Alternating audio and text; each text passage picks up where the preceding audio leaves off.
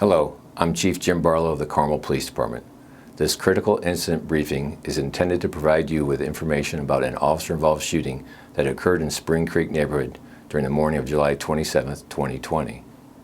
You're about to see a presentation that includes relevant video footage, audio recordings, photographs, and descriptions of the events that occurred before the officer-involved shooting.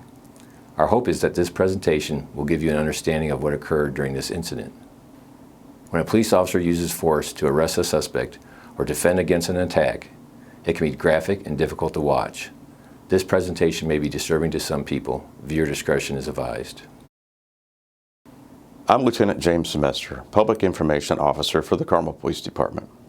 On July 27, 2020, shortly after 8 o'clock a.m., the Carmel Police Department received a 911 call from a woman reporting that her daughter's boyfriend was suicidal and armed with a gun. The boyfriend was later identified as Julio Varula.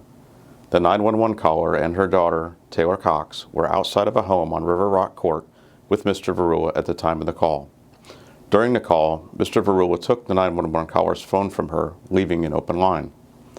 Mr. Varula shot Ms. Cox multiple times. He then shot the 911 caller twice. She fled the area to seek help. Mr. Varula then returned to Ms. Cox, who was wounded and laying in the yard. He stood over her and shot her several more times at close range, killing her. You will now hear portions of the 911 call. 911, what's the address of your emergency?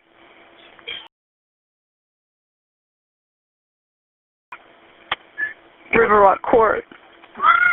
Okay, can you repeat the addresses for verification, please? One's Carmel. He's shooting himself. River Rock Court. Carmel, hurry, please. Okay, stand He's got a gun. Okay, stand. Emergency number 911. Babe! You stupid! Stop! Stop! You called 911. Sir.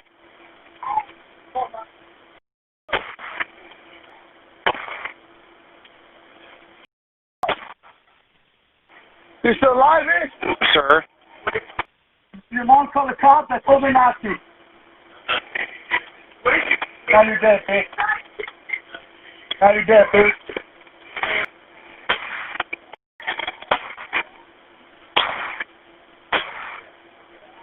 Prior to the first officer's arrival, Mr. Varula fled into the home where the disturbance began.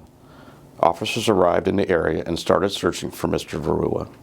Carmel Edward, start for a disturbance threatening suicide. River Rock Court. River Rock Court. There's a male threatening to kill himself. He does have a 1032. Getting a lot of trouble getting any information. Further, the call taker advised that there was a lot of screaming in the background. The male took the caller's phone from her. You could hear him yelling at her. His name was Julio, referenced by the female. Possible shots fired. We got a second caller that advised of gunshots also. We're getting multiple calls reporting gunshots fired. Oh, they claiming the gunshots came from inside or outside, you know? Still trying to get it. We're hearing the male say, "Are you still alive?" New marriage on River Rock Court. We heard 5 more gunshots and screaming. Male is in a yellow shirt, a man bun, black skinny jeans in the backyard of River Rock Court. There's going to be a female running eastbound on Creek Bend Court yelling for help. Do we have any callers with eyes on the suspect? Nobody's advising that their callers have eyes on the suspect. We do still have an open line with the initial caller suspect victim. Someone's advising that they believe he shot the mother and the daughter. Appears to be a handgun, 9mm. Okay, I've got a neighbor saying that there's a female down. Stand by. Clear. What the suspect is at this. Clear. Unknown where suspect is. I've got a female down on the east side of the residence, wearing all black. I can't approach. She's in the open. Female down on the east side. Unresponsive, not answering. Okay. clear and responsive. Gunshot victim, Ash. Creek band, a female, sitting on the porch, shot in the chest.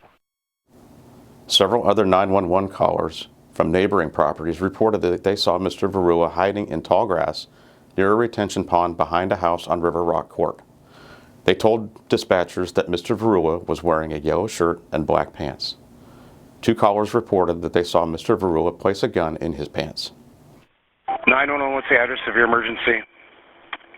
Well, I'm at Rippling Brook Way in Carmel, and there's been a shooting in the neighborhood, and I saw a man run down to the lake behind the house in a yellow shirt. Okay, can you give me whatever description you can of him? What's his race? I really don't know. I think he was a white male with a yellow shirt and pants. He's behind the trees, and he ran from the house. There's police out in front of the house right now. Yep, we've got several in the area. Where exactly did you see him last? Here he is. He's coming. He's down at the lake behind the tree. He put a gun in his pocket or in his pants. Okay. He's walking away from the house. Listen, sir, make sure all of your doors are locked. Keep everyone inside. I'm telling you now where he's running. Okay, tell me. He's on the other side. Now he's over going to Rippling Brook Way. He's in between Rippling Brook Way and the neighborhood, and he's going over. He's probably on Rippling Brook Way right now.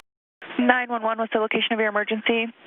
Yes, I'm calling. There's a disturbance, and there are police on property at a disturbance in Carmel off of 146th Street. I'm not sure the name of the street is behind us. We're on Rippling Brook, but a gentleman ran out of the house in question in a yellow shirt and is hiding down in the bushes by the pond. If you could let the officers on site know that, please. He's got a yellow shirt. He was carrying something in his hand, might have been a weapon, but he's hiding in the bushes down by the pond behind the house. Okay, he's running out of the house. He does have a weapon in his hand. He's putting it in his pants. Officer Shane Van Adder saw Mr. Varula and chased him towards Rippling Brook Way. As Officer Van Adder closed in, Mr. Varula pulled a gun from his pants and turned towards Officer Van Adder. Officer Van Adder ordered Mr. Varula to drop the gun. Mr. Varula did not comply. Officer Van Adder shot Mr. Varula, which ended the threat. Officer Van Adder and Mr. Varula were both moving at the time of the shooting. It should be noted that Officer Van Adder's rifle struck his body camera, causing it to rotate. The video appears to be upside down. As he chased Mr. Varula, Officer Van Adder's body camera fell to the ground. The body camera continued to record, capturing audio of the incident. You will now see Officer Van Adder's body camera footage and an illustration of his movements. Clearville traffic. The male has run into the ductwork of the retention pond behind the address.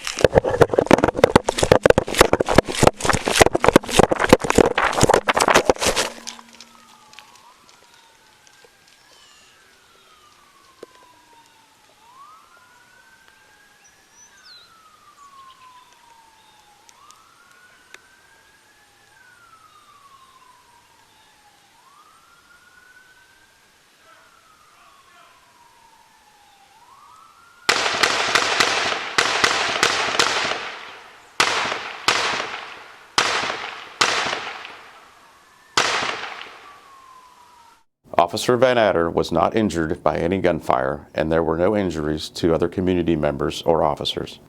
Mr. Varula was pronounced deceased at the scene. Officers found a loaded handgun several feet from where Mr. Varula was laying. An additional magazine was found in Mr. Varula's front pants pocket. Ballistic testing results are pending. However, the ammunition type and manufacturer found in the gun near Mr. Varula matched the type of ammunition recovered on River Rock Court. Detectives determined that Mr. Varula had reloaded his gun after killing Ms. Cox and wounding the original 911 caller. This is a clear indication that Mr. Varula intended to inflict more harm on others, the extent of which we will never know.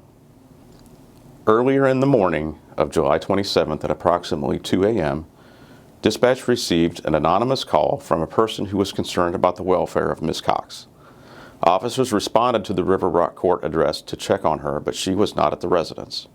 Officers were not able to make contact with her. The Carmel Police Department is working closely with our body camera provider to identify and deploy a more robust mounting system. There were two separate investigations related to this incident, a criminal investigation and an internal investigation. Carmel Police Department's Criminal Investigations Unit conducted a thorough criminal investigation into the officer-involved shooting and the circumstances that led to it. The completed investigation was submitted to Hamilton County Prosecutor's Office for review to determine if there were any violations of law. The internal investigation determines if the officer's actions met the high standards we hold for all our employees and to ensure the officers acted in accordance with department policy. This investigation found that Officer Van Adder acted within policy. Thank you for taking the time to watch this presentation. We hope that you have gained some insight about the events that led to this officer-involved shooting. While we hope that we will never have to use deadly force, it is sometimes necessary. Officer Van Adder's quick and decisive actions undoubtedly saved lives.